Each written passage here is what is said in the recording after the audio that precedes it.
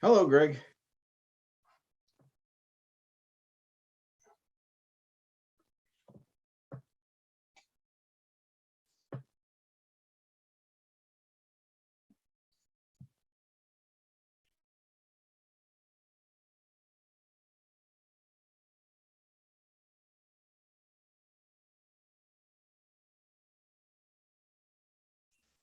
Hi, everyone. I just want to let you know we are live now. We are having some technical difficulties, so we will be with you hopefully shortly.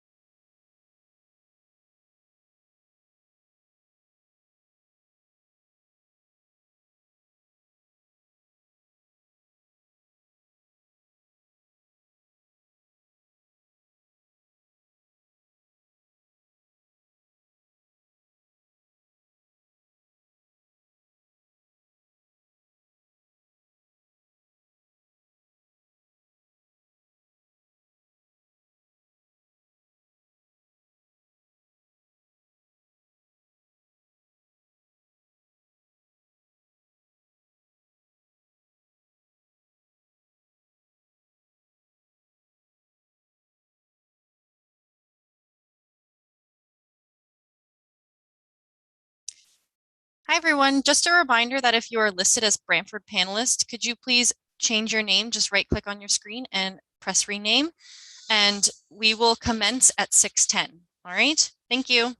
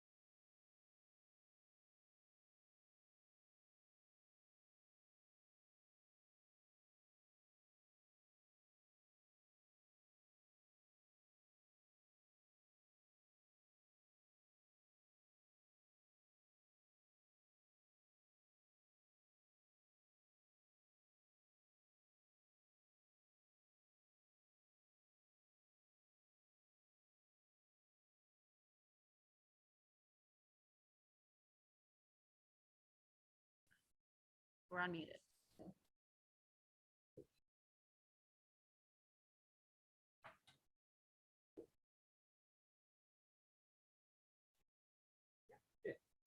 Good evening and welcome everybody to the December 14th Committee of the Whole Planning and Administration meeting.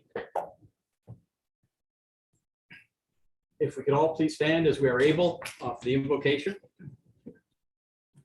As we come together today, we recognize the great responsibilities laid upon us.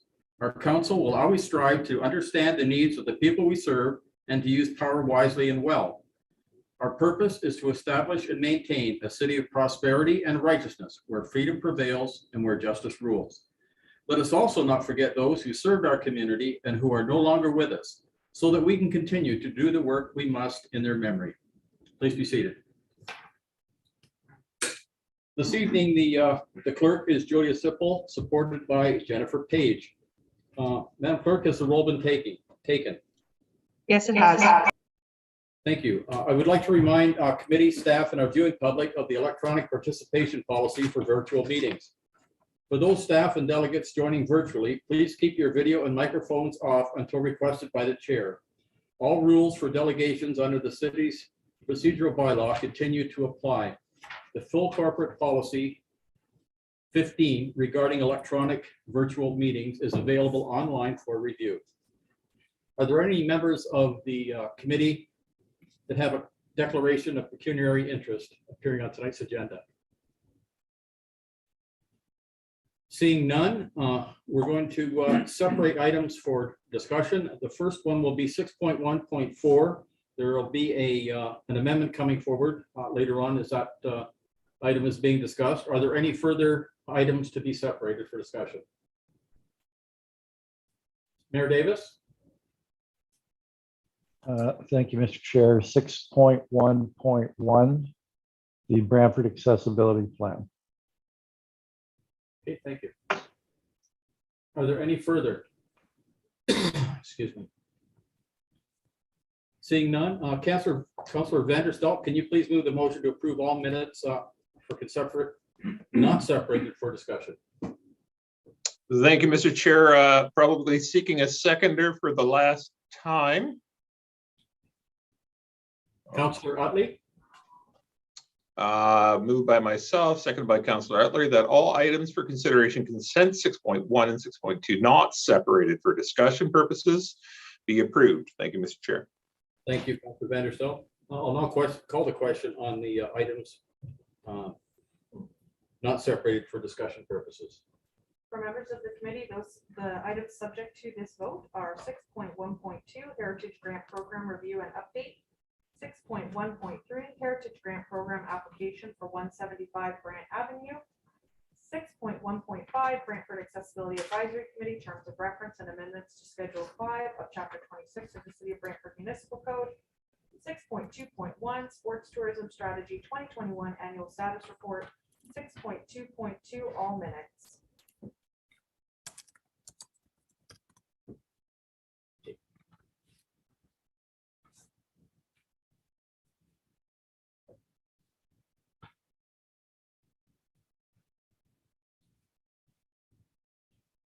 All items not separated for discussion purposes are approved unanimously on a recorded vote. Those in favor, Mayor Davis, Councillor Sandersfeld, Utley, Schlesinger, Curry, Martin, Carpenter, and Toski, Vento, Morgan, Wall. Thank you, Madam Clerk. My apologies. At the beginning of the meeting, I neglected to mention there's been some, I guess, technical difficulties this evening with our meeting. The council chambers probably looks far different on TV as it did last week. It didn't shrink. It's just a different room.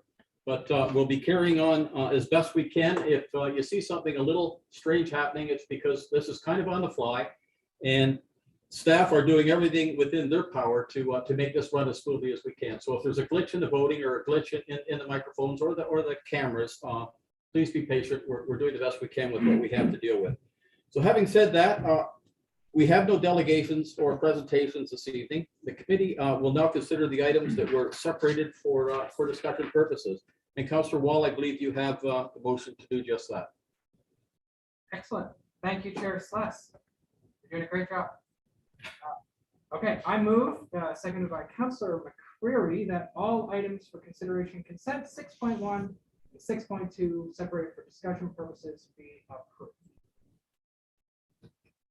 Okay, having said that, the first item for discussion is 6.11, Brantford Accessibility Plan, status update for 2021. And I believe that's Mr. Mayor. Yeah, thank you very much, Mr. Chair. So I'd like to ask my question through you to the report assigned by Hattie DeVries, the General Manager of People, Legislative Services and Planning. But with your consent, I'd like to direct my question to the person who prepared the report, Jenny Sawicki, who's our Municipal Accessibility Plan Coordinator, who wrote the report. And just by preamble for the viewers, this is our annual report that talks about municipal facilities, municipal programs, and to what degree we're meeting the goal of making them, those programs, buildings, services, et cetera, accessible to as many people as possible, no matter what challenges they may face in their life. So, Jenny, you've had a very busy year, but first of all, let me thank you for your very full and complete report.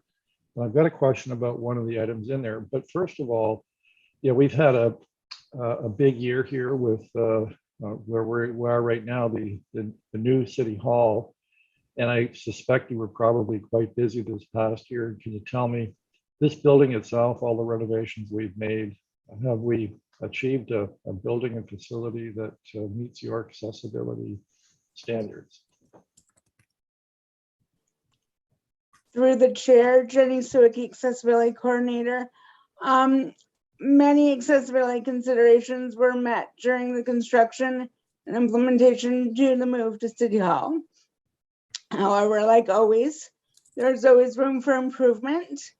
And over the next little while, I'm sure that we will work together to meet any loopholes that may have occurred or any issues that are brought to our attention.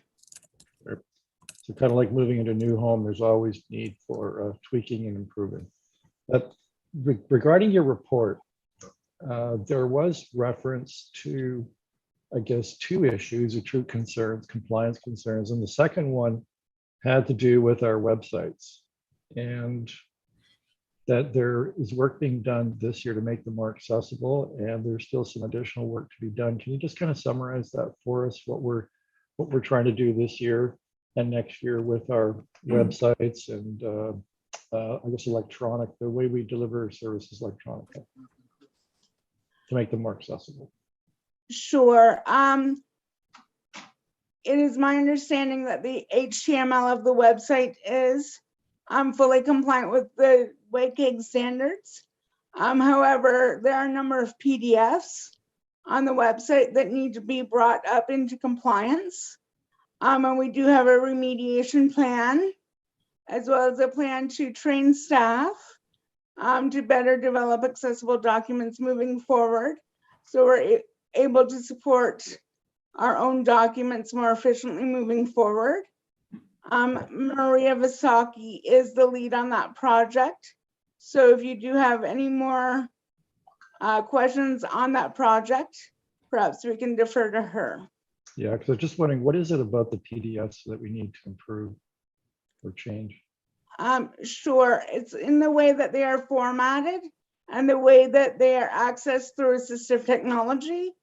Right now, a number of the documents are not tagged properly, which leads people to see the documents as a string of words with no navigational points, which makes the documents much more cumbersome to read. Right. Yeah, makes sense. Okay, well, thanks very much, Jenny, and thanks for your work on behalf of the city. Thank you, Mr. Chair. Thank you, Mr. Mayor. Councilor McCurry. Thank you, Chair Sluss. Through you to staff, a number of the items that we're seeing here are to be creating what I presume to be asphalt pathways. These are primarily parks and recreation properties. Our accessibility dollars are pretty scarce. Can parks and recreation pathways not be funded through their own capital program?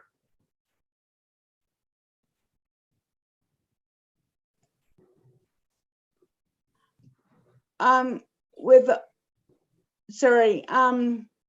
the chair, Parks and Rec does fund many of the pathways themselves and have been very self-sufficient in that way.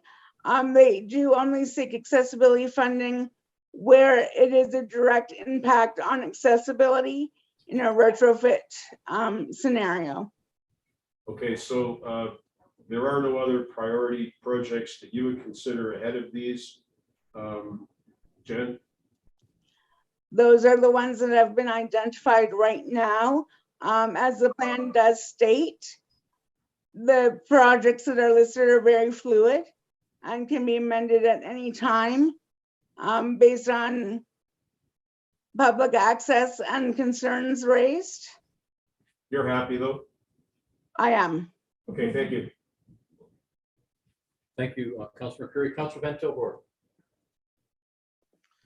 Oh, Jenny, I just wanted to confirm those 10 that are listed, and it says forecasting. And while you say that we can change and be flexible, my question is that these will be done? Is that the intent? Is if it was today and we were going forward, these were the projects that will be done? Is that correct? Those are the ones that have been identified as receiving monies. Okay. The priority may shift, but those will get done. So I've been going through the 2021 report that you have, and I'm actually gobsmacked, amazed at how much stuff is in there and what has been done. And I'm wondering, would it be possible to condense some of this information so that the public would know exactly what we've done that's been a benefit to those that have accessibility requirements and what we have managed to accomplish in the last year? In other words, you've got the forecast here of what we're going to do. If you could cover, is it possible to have Maria put something up, obviously not in a PDF format, that can be viewed by all, to say, hey, here's the way we're going, here's what we've been discussing. And if we could also have some of those items and the new items on the list for when we reconvene with our new committee in the new year. Is that a possibility? Through the chair, the accessibility status updates are already made publicly available, but that does not limit us in the way the information is produced. And we can certainly talk with communications to see how we can present this differently. And it is important to note that Bach has already reviewed the accessibility status update, so they are aware of the projects completed and that are forthcoming. Yeah, and that's fantastic. What I'm saying is this is a very complex document, so that it will be everybody who will look at this and benefit from a nice, condensed, simple, hey, we've been doing something and this is what we've done. Because there is there's a lot of work, a lot of reading in this, and and sometimes it's even lost on what has actually been done when you're reading it, because there's so much in here. And also, is there anything that you think we're missing that we should put on our list outside of what's in our report? I think that the report is pretty fulsome and does include most of what we have done. I did consult staff from all departments to ensure that nothing was missed. And as far as your other question, of course, we can certainly look at condensing and presenting the information in a different manner to make it easier for individuals to access that information. Wonderful, thank you. Thank you, Councilor Van Tilburg. Mr. CEO, Brian, did you have something you wanted to add? Just wanted for the public record sorry, I apologize for interrupting, but back to Councilor McCreary's question, just for the public record, all these projects that are listed underneath there, I want to make sure it's clear, are not funded by the $100,000. There's, if you read the next after the comma, staff have worked really hard and applied for various grants, such as the Dobney Creek one, which is an ISIP grant, and even the accessibility for the farmers market is actually a COVID relief fund grant. So the $100,000 is mixed in with a bunch of the other grants and projects. So it's a combination of all the above. So I just want to make sure I recognize the province and the feds as well to this $100,000 because many of these are funded by grants and other contributions. So make sure that was clear to the public as well. Okay, thanks, Brian.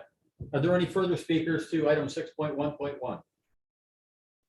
Seeing none, we'll call the question, please. Madam Clerk?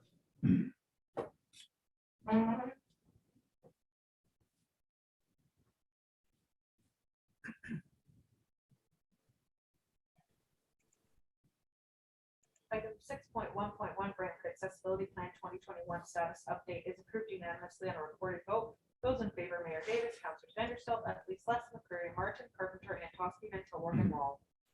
Thank you. And the final item separated because of an amendment is 6.1.4. It's the update on street naming. Councilor Carpenter, I believe you have an amendment. Thank you, Mr. Chairman. It's moved by myself and seconded by my ward mate, Councilor Sherilyn Toski, that item 6.1.4 be amended by adding the following as clause B. B, that staff be directed to arrange a street naming dedication ceremony to be held once the roads to be named Leary and Rudd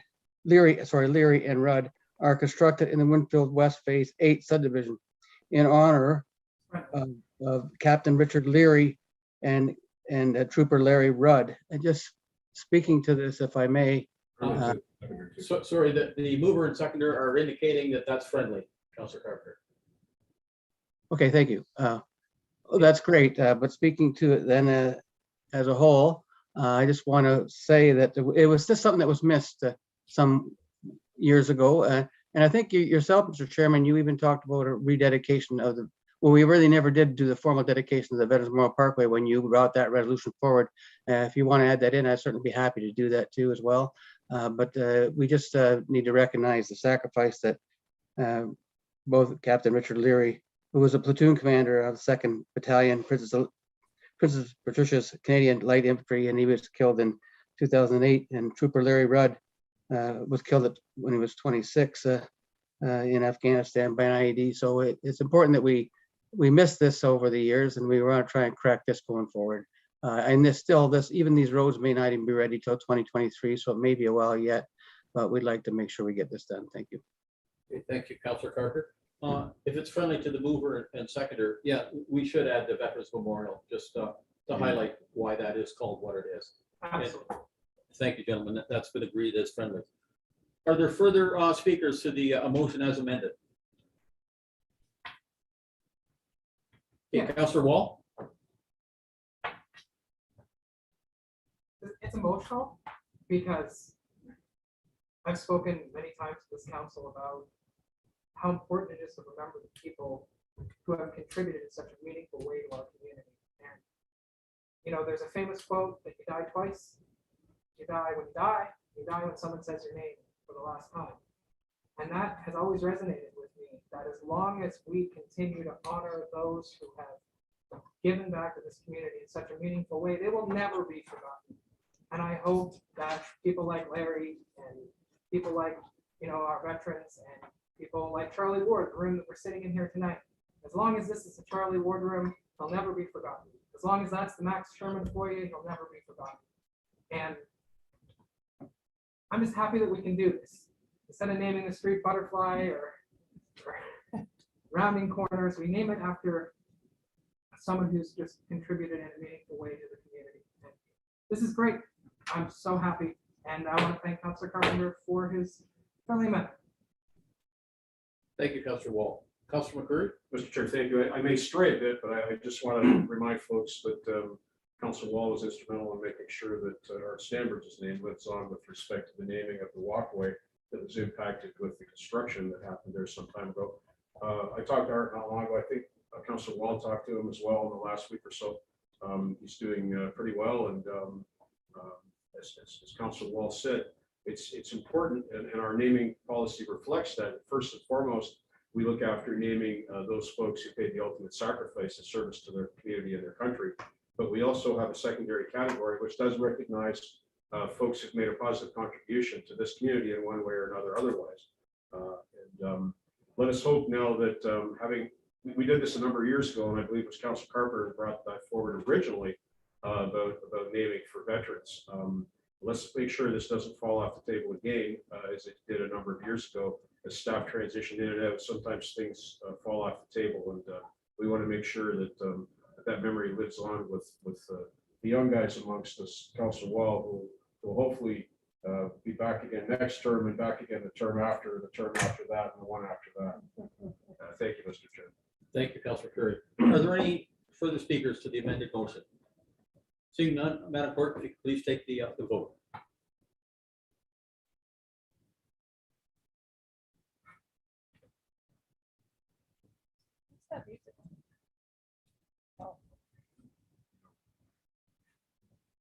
Item 6.1.4 with a friendly amendment update on street naming is approved unanimously on recorded vote. Those in favor, Mayor Davis, Councilors Vandersfelt, Utley, Sless, McCreary, Martin, Carpenter, and Toski, Van Tilburg, and Wall. Thank you, Julia. And that brings us to the end of items for consideration. That takes us to resolution 7.1, and that's tow truck regulations. I believe that's you, Councilor Antosky. It is. Thank you, Chair Sless. Moved by myself and seconded by Councilor Carpenter. Whereas sections 9, 10, 11, and 151 of the Municipal Act 2001 permits municipalities to provide for a system of licenses with respect to businesses, and further permits municipalities to impose conditions as a requirement of obtaining, continuing to hold, or receiving a business license. And whereas the Corporation of the City of Brantford licenses certain businesses pursuant to Chapter 326 of the City of Brantford Municipal Code. And whereas to reduce the spread and influence of organized crime in neighboring municipalities in the tow truck industry entering the City of Brantford. And whereas there has been an increased concern with tow truck solicitation at motor vehicle accident occurrences.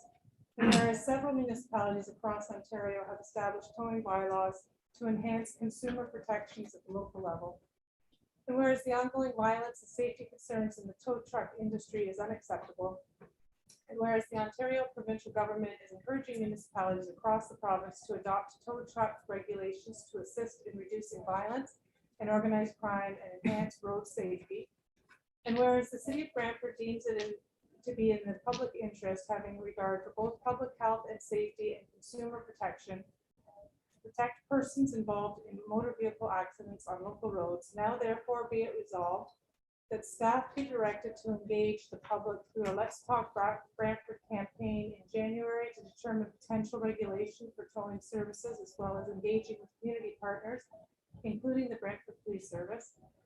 And that staff be directed to investigate tow truck regulation and report back to council with potential amendments to Chapter 326 of the City of Brantford Municipal Code to implement a schedule to license tow trucks within the City of Brantford. And if I may speak to it briefly, Mr. Chair, this is something that's been on the radar for a while now.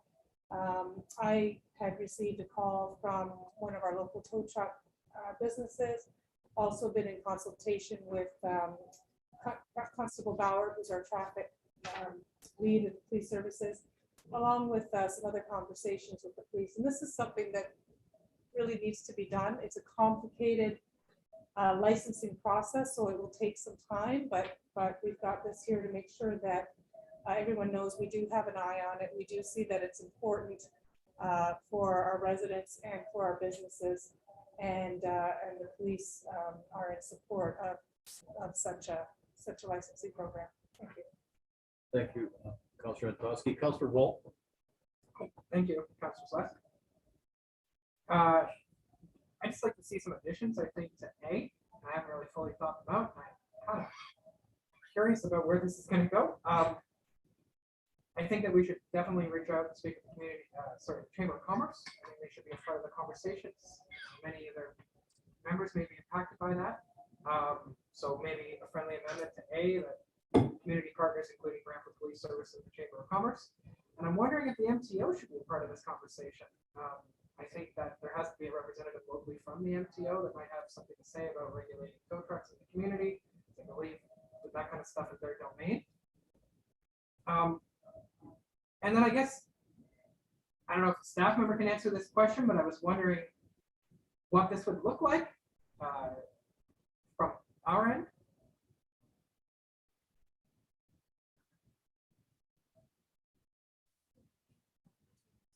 Hello, through the chair to Councilor Wall. So right now we are just in the research and analyzing stage, so we are going to be looking at the different. Just off the top of my head. Oh, sorry, you can't hear us? I think it's very scratchy and really not audible.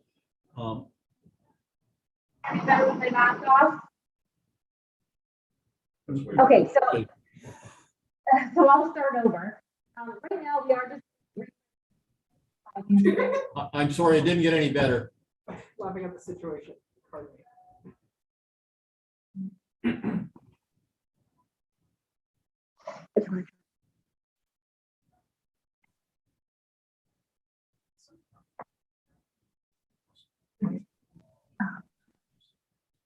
I think somebody maybe is muted.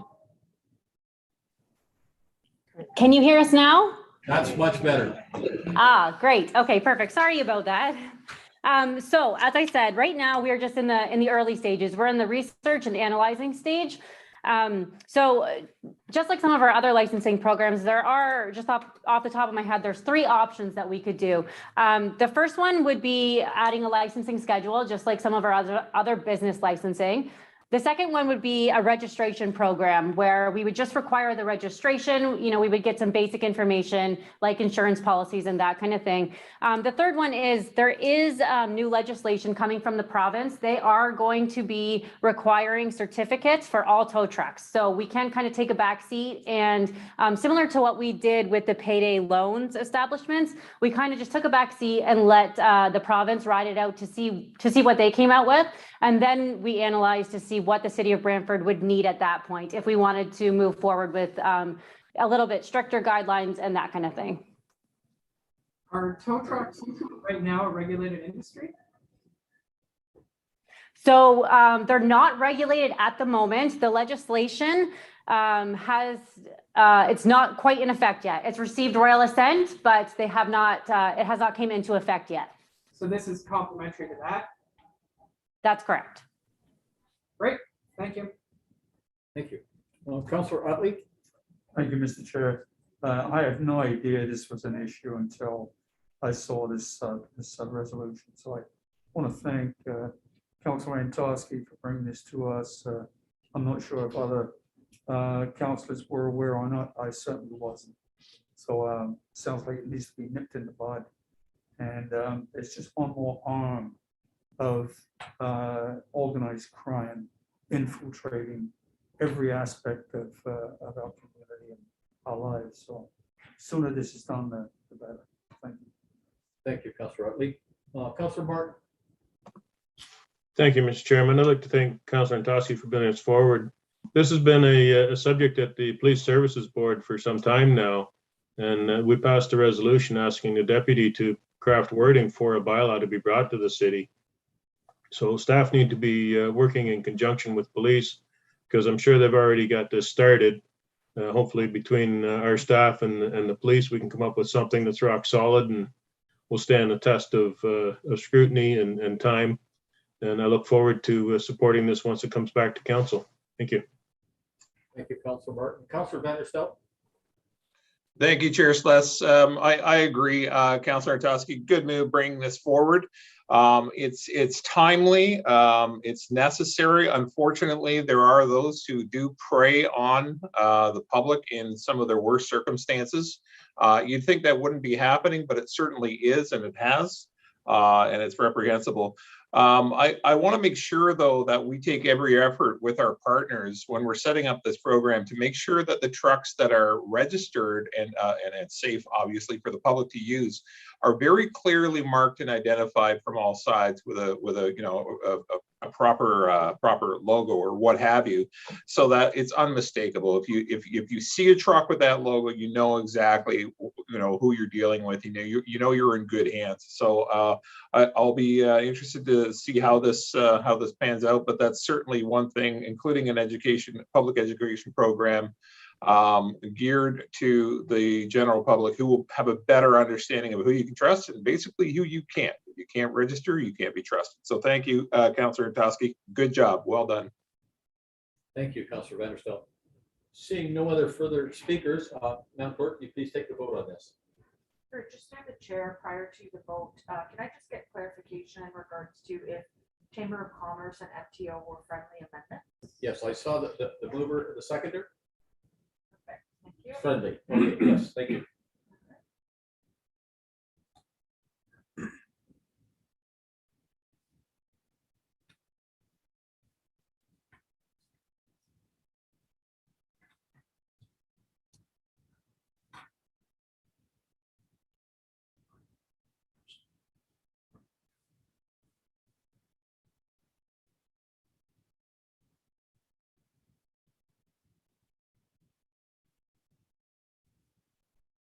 Ready for me?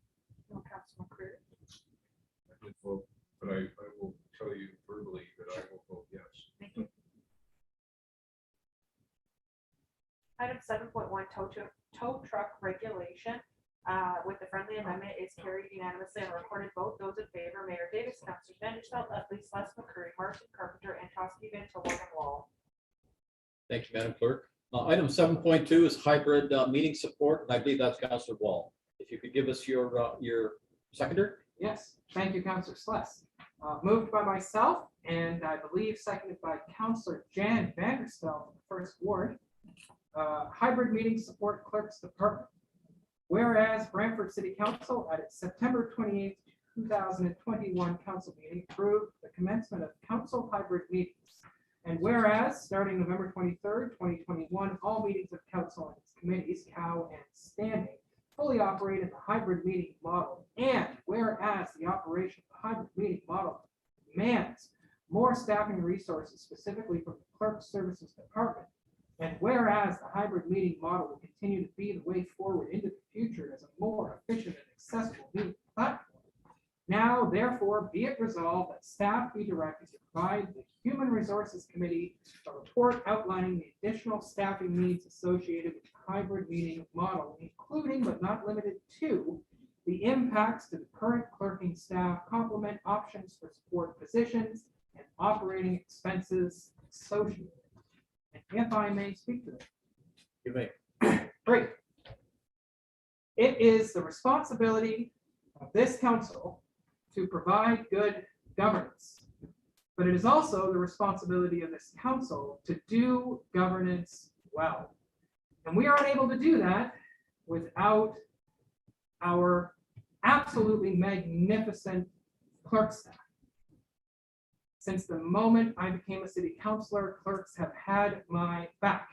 No matter what I needed, whenever I needed, however I needed, no matter how dumb my question may be, they made sure that whatever I needed, I had. And it has been an unbelievably difficult time with the impacts of the COVID-19 virus and the complete way that it has completely transformed the way we do government. And without our clerk staff guiding us through it the whole way, this city would have, well, I don't want to sugarcoat it, but it would not have been ran well. So a huge shout out to clerks for doing everything they can for us at all times. You're all amazing individuals. This motion comes forth. They need more resources. Our meetings in the brand new city hall and the brand new council chambers require more staff members. They require more resources. They require help. And they were always there for me. So I'm going to be there for them. And I hope you'll support it. Councilor Antosky. Thank you, Mr. Chair. I support this wholeheartedly, and I hope that this will pass unanimously.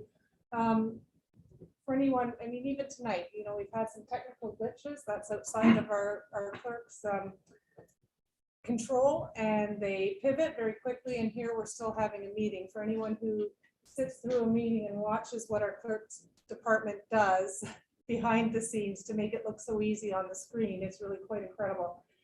And this is on top of all of the work that they already do, and they're already very stretched. The resolution that we just passed falls on clerks, you know, licensing. That's a huge, huge project. And, you know, when all of us think that we're busy, just remember that every single thing that every one of us touches goes through the clerk's department. So take what we do and multiply it by however many of us there are. So I really hope this will pass unanimously. They're stretched, they're tired, they do great work, and we need to support them. Thank you. Thanks, Councilor Curry.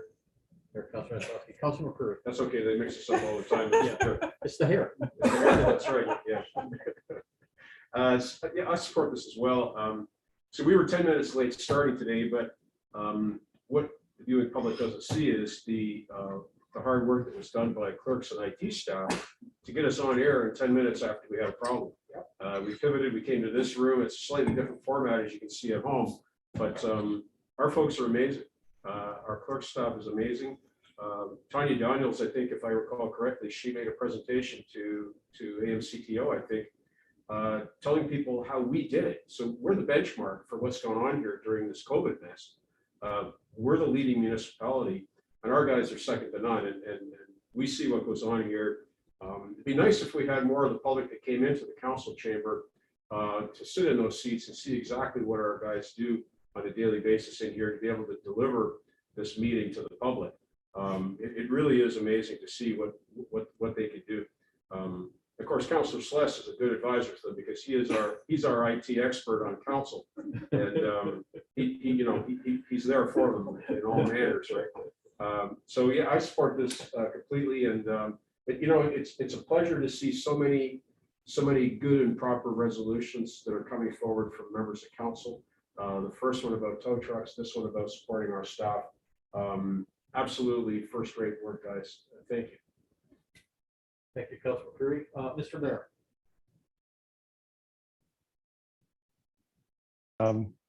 Probably at some risk, I'll take a slightly contrarian viewpoint. But first of all, I see more than most of you just because of the fact I'm here every day. Just the extremely good work that all of the staff do in the city, and certainly we see what the city clerk's office does because that's probably the department most of us have the most contact with. So here's my concern, and I don't know who from senior staff would want to address this, but we have a process here at City Hall where each department has staffing needs.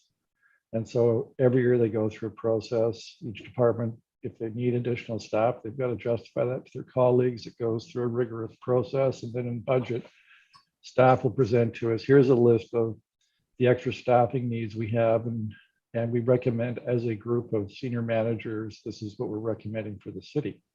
So there's a fairly rigorous process that such requests go through before they generally come up to us for our approval in the budget process. So by doing this, are we short-circuiting the regular rigorous process that puts all such requests to the test, a rigorous testing of where the colleagues of each department head and manager has to justify to the rest of the management group that it's a necessary addition to the staff. So here's my other concern. So what about departments that we don't have as much to do with on a daily basis? Are we putting them at a disadvantage because we don't see as closely what they do and the hard work they do?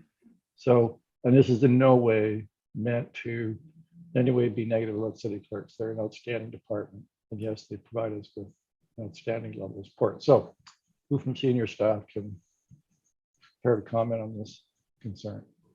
Is it a concern? Is it not a concern?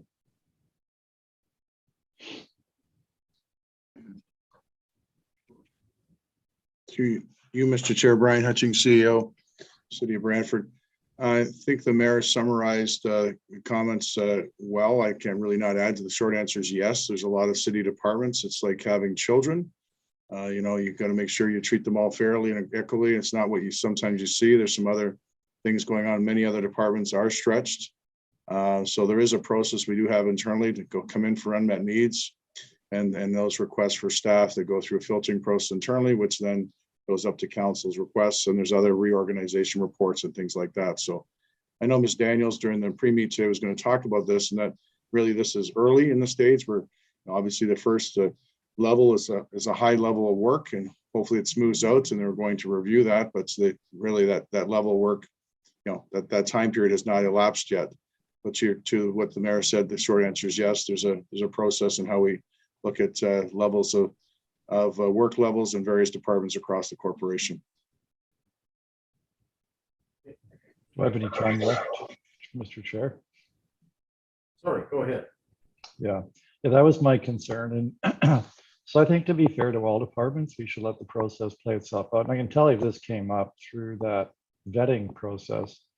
I'd be one of the first to support it because, yeah, I agree, they do a lot of work for us. But I think it might be unfair to other departments to do this in this way. And we could then end up like, what's the implications? Do we then have managers and department heads then lobbying us to have us bring forward a resolution to help their department? So I think we got to be mindful of that, right? What the longer term implications are. So I would reluctantly not support this, but if it comes to us through the proper vetting, I would very enthusiastically support it.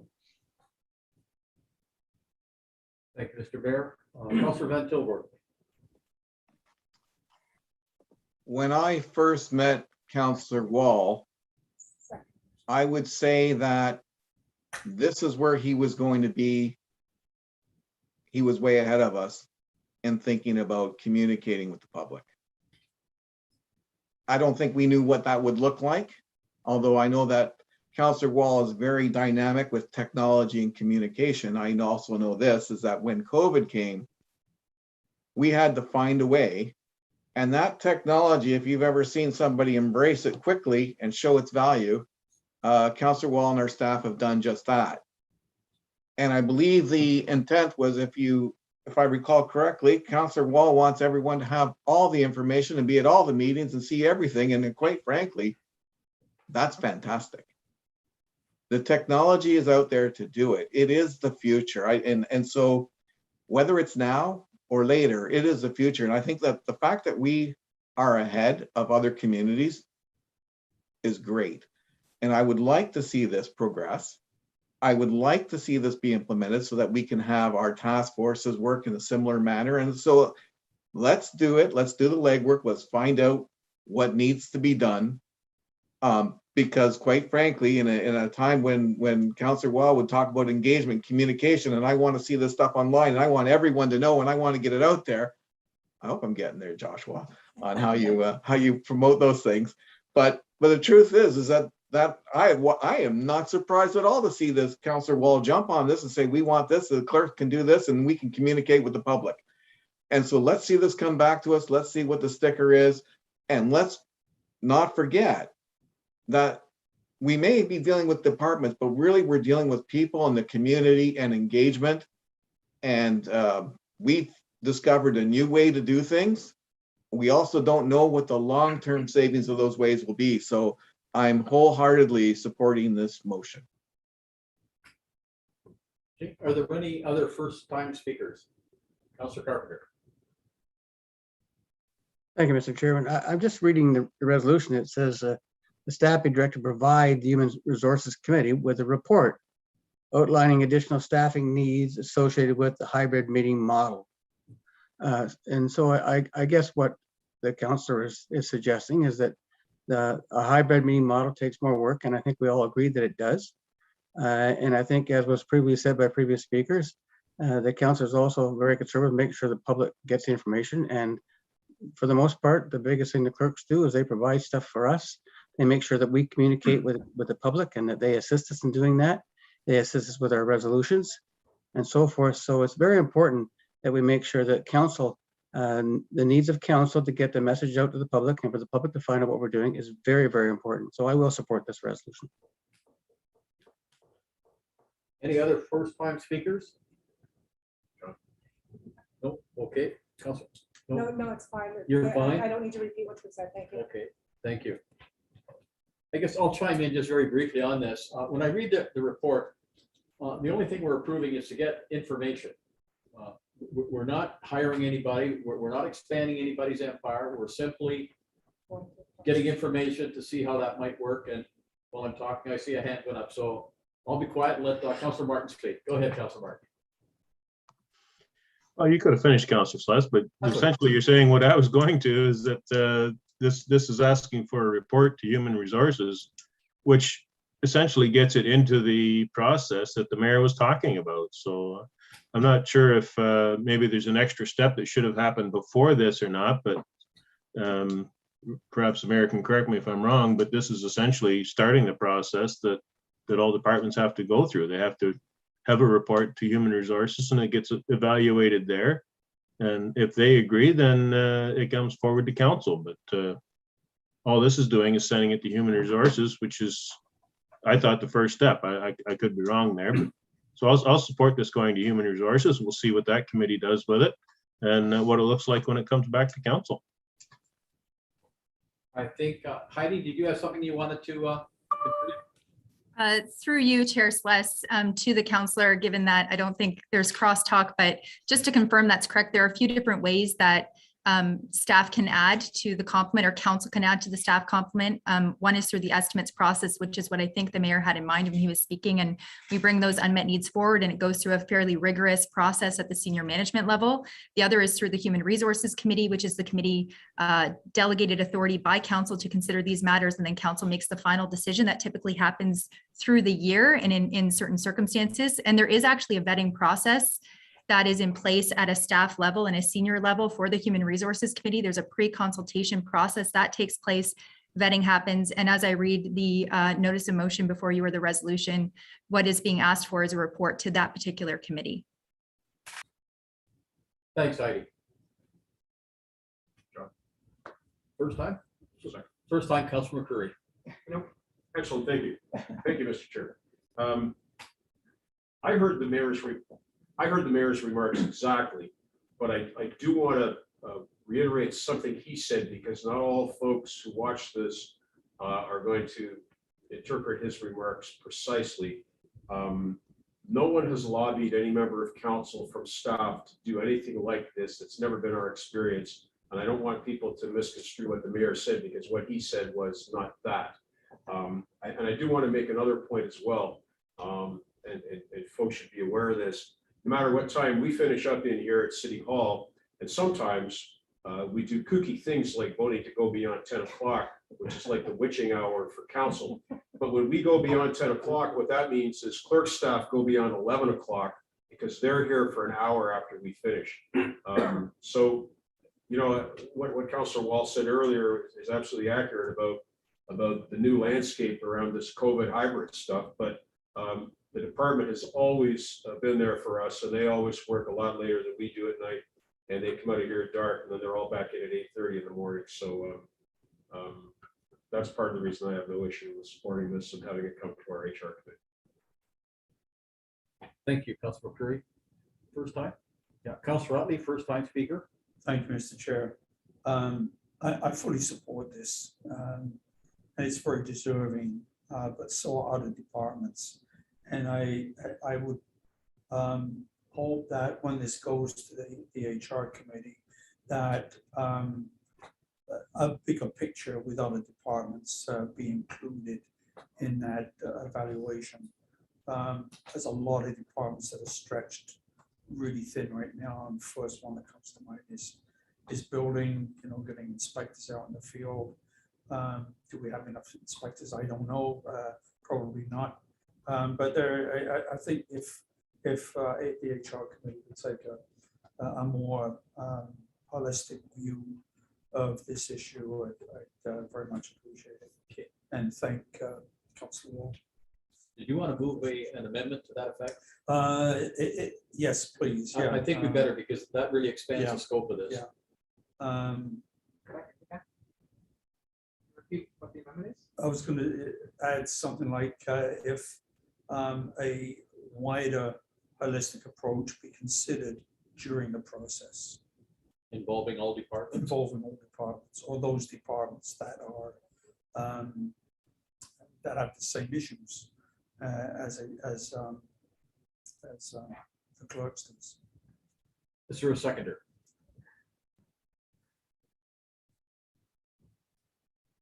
Oh dear. I don't see a seconder. Oh. Councilor Van Tilburg, you seconding? Okay.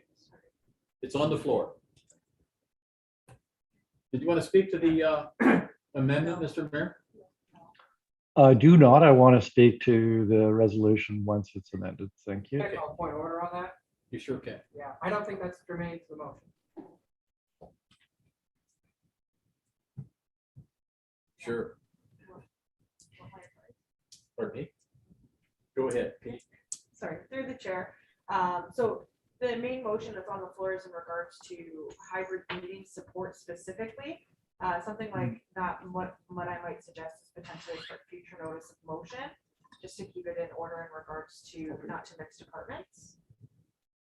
The corporation. I'm happy with that. So Okay, fine. I'll withdraw my my amendment with the permission of the council board. Okay, And we appreciate that. So reintroduce that. as a notice of motion. Okay, thank you. I'll go back to the speakers list now on the motion. It's Mr. Mayor is next in line.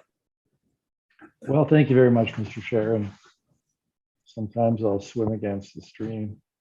And so your very persuasive arguments haven't convinced me. And here's my concern, and that is that repeating to some degree that I'm not in any way suggesting that there was any kind of lobbying here, but the concern I have is the longer term implications it could give rise to that or could act as an incentive to that.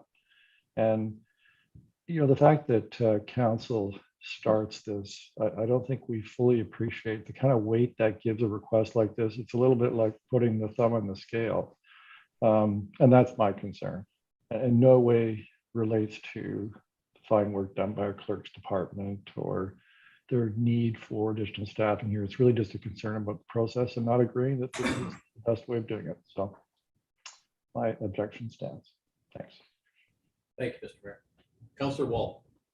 Thanks, Councilor Sless. I just wanted to provide some clarity and then just kudos for kudos is due. When I discovered that clerks may need more resources, I did my usual thing. I saw a pothole and I wanted to fill it. I just said, let's fill it. And I drafted up a motion saying, give clerks more resources. That was basically the gist of it. But the way that our democracy works is Councilor Wall is not able to say, hey, let's do something. You need somebody who's going to second that so that it can go on this table for debate. And that seconder for me was Councilor Vanderstel.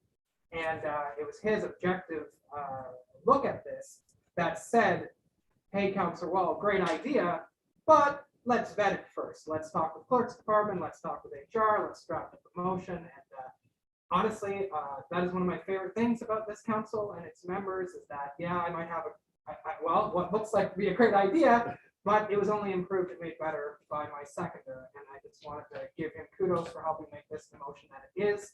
And I also hear completely where I guess Mayor Davis is coming from, and hopefully HR will figure it out, because if it was up to me solely, I would just do this. So I'm thankful I've got you guys, and I'm thankful for the debate. I'm thankful for the opportunity to bring this forward, and I am thankful for the rules and order, which are enforced by the clerks through the chair.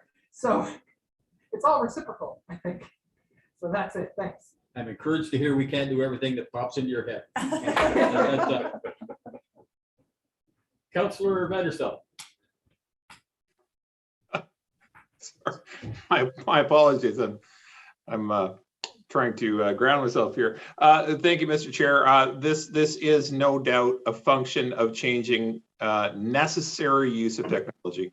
If everybody was in the same room, we wouldn't have this problem. It's a brand new problem. We're on the cutting edge of this mixed meeting technology, using unproven software, unproven hardware in a new council chamber.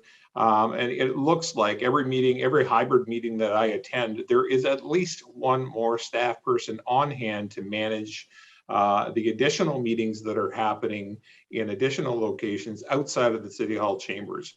So it's just a function of necessity now going forward, where we're going to have more eyes and more hands on this communication style. And kudos to our staff, our teams who have put this together and are flexible at the last minute to make it stick together. This is a necessary discussion.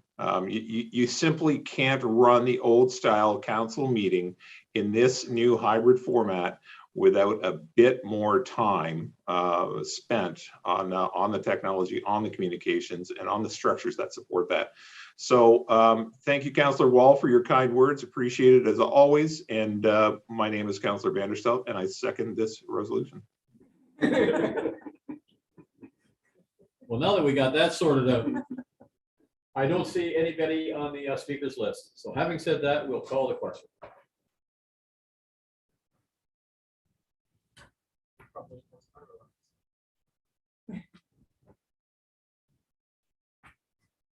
Item 7.2, hybrid meeting support clerks department is carried on a recorded vote of 9-1. Those in favor, Councilors Vanderstelt, Utley, Sless, McCurry, Martin, Carpenter, and Toski, and Kilborg Wall.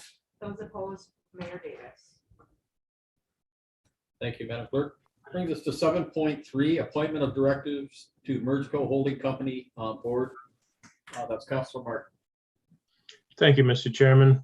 I move, seconded by Councillor Utley, whereas pursuant to bylaw number 179, 2021, the Corporation of the City of Brantford approved the terms and conditions of the merger participation agreement between the Corporation of the City of Brantford, the Corporation of the City of Cambridge, the Township of North Dumfries, Brantford Energy Corporation, Cambridge and North Dumfries Energy Plus, Inc., Brantford Power, Inc., Energy Plus, Inc., Cambridge and North Dumfries Energy Solutions, Inc., and Brantford Hydro, Inc., and the unanimous shareholders agreement between Brantford, Cambridge, North Dumfries, Mergeco Holding Company, and LDC Amalco.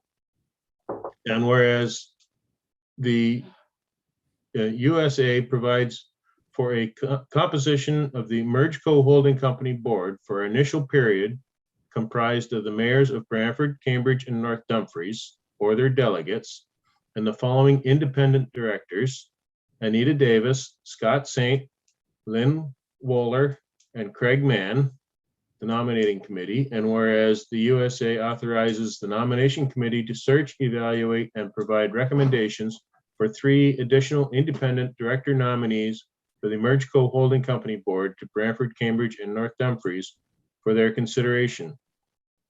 And whereas the nomination committee has now completed its process and recommends Peter Ferrero, Jerry Reimers, and Terry Smith as the 3 additional independent directors for the Mergeco Holding Company Board. And whereas the Cambridge and North Dumfries Energy Plus Inc. Board and the Brantford Power Inc. Board both support the nomination committee's recommendation of the additional independent directors. And whereas the Mergeco Holding Company Board of Directors has the power and authority to appoint directors to all subsidiary boards once incorporated pursuant to the USA.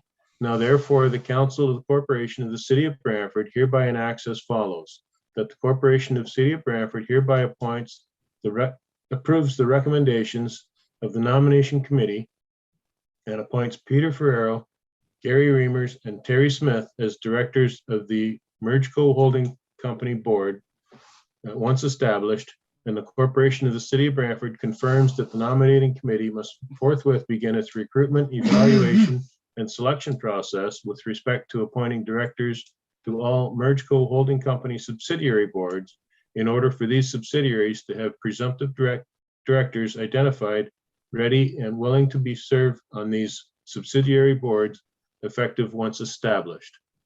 And speaking to this, Terry has been on our energy group of companies boards for some time. He's been a very effective board member on that. And I'm quite pleased that he has been selected to be part of the new board. I think this is going to be a good addition to this board, and I think he's going to make sure that Brantford's interests are taken care of. And just as a way of process, the exact same resolution is being presented in Cambridge and in North Dumfries. So it's really not appropriate for any kind of amendment to this because it messes up the process with the other 2 communities. So I think this is a good resolution. I hope everyone can support it unanimously so that we can continue on with the merger of these companies. Thank you, Mr. Chairman. Thank you, Councillor Martin. Councillor Utley. Thank you, Mr. Chair. I'm also very pleased to support this. This has been a long time and a long haul to get to where we are right now. And Councillor Martin and I have had the great pleasure of taking this from an idea almost through to fruition with some very, very talented people on the Brantford Power and BEC boards. And I can't miss out Brantford Hydro as well.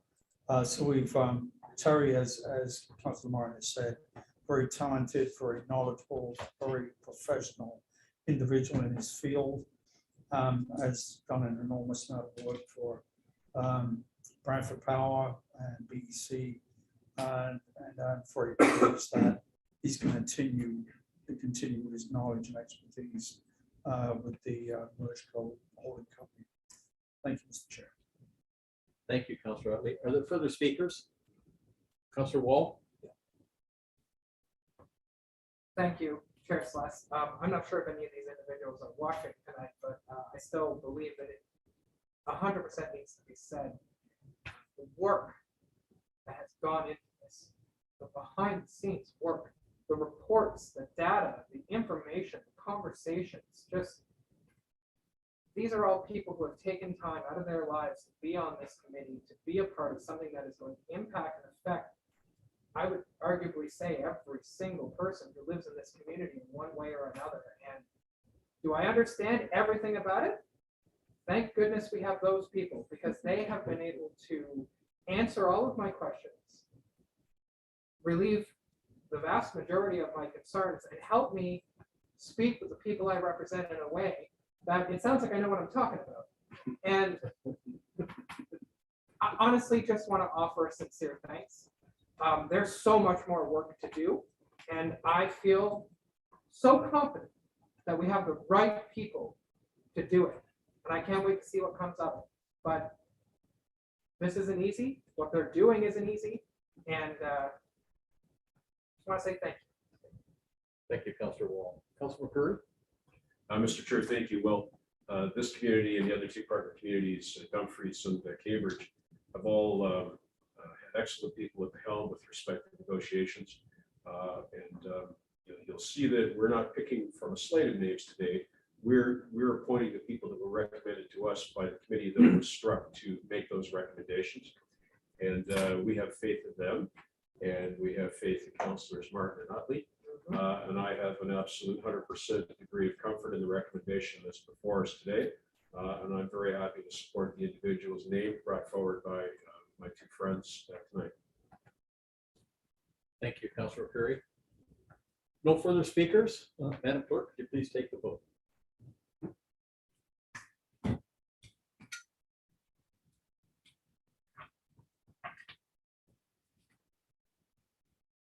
Item 7.3, appointment of directors to Mergco Holding Company Board is approved unanimously on a recorded vote. Those in favor, Mayor Davis, Councillors Vanderstel, Utley, Sless, McCreary, Martin, Carpenter, and Toski, Van Til, Wall. That brings us to notice of motion. I believe, Councillor Antosky, you have one. If you could read the title, please. Yes, thank you, Chair Slush. Rotary Centennial Waterworks Park Pavilion, naming the Margot and Paul Williamson Pavilion. Thank you, Councillor Antosky. There's nothing left on my page to read, so I guess that would probably conclude the meeting. I'd like to thank everybody for being patient with the chair. It was a different type of meeting, but we got through it, and I think we did. Everybody did well. And I can tell you now, I forgot to bring the timer in from the other room, so I appreciate everybody not going over time. I don't think they did.